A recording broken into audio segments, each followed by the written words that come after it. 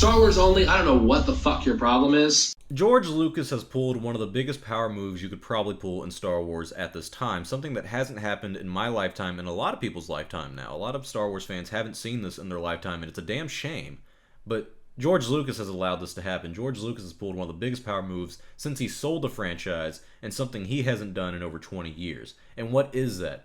Some very lucky people, and I mean very lucky, I would pay top dollar to have this privilege, were able to see Star Wars from an immaculate 70mm print, and it was unaltered. The only thing that was changed about this Star Wars movie was the title A New Hope. It was originally called Star Wars in 1977. They eventually just changed it to A New Hope. Well, they were able to see the 1977 version of Star Wars, which is crazy because this hasn't happened since before, I think, 1997 when the special editions came out. Ever since the special editions came out, George has made it clear those are the only versions you're ever going to see. He's been very adamant about that.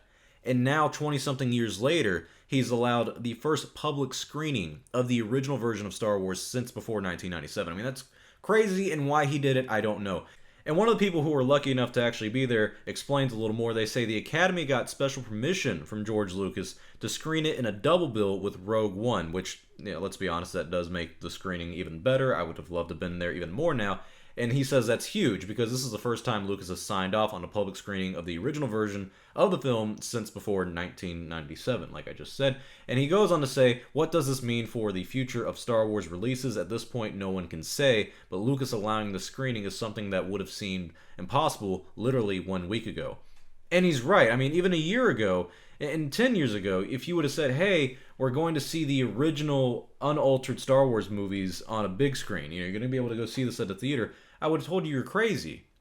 Because Lucas has been very adamant about not wanting those versions out there for the public, and I don't really know why. He says that it's not the version of Star Wars that he envisioned and whatnot, and I think it's a lot of BS. I think the special editions are awful. I really don't think they've enhanced Star Wars. I think they've diminished the culture impact that it had in the 70s and 80s and the magic that those films had. I mean, the special editions have a few enhancements that I enjoy. Very few, though. Very, very few. Overall, though, they were almost disrespectful to the original trilogy and to the people who worked on those films back then. And the fact that George is allowing the Academy to show this is crazy, because he doesn't even allow the Library of Congress to have a copy of this movie. They went to him, when they put the Star Wars movie into the National Archives for film or whatever. I don't know entirely what it's called, but whenever they were doing that, they went to George and said, hey, we want the unaltered 1977 Star Wars, because that's the one that's going to go down in history. But instead, George offered up the 1997 special edition version for the National Film Archives, because that's how George is. But this is a crazy power move that he just pulled. And it's crazy that he still has power in the situation. You have to get permission from George to screen the 1977 unaltered version of A New Hope. So that means Disney didn't have any say over this. It seems like they didn't, because the Academy had to get special permission from George.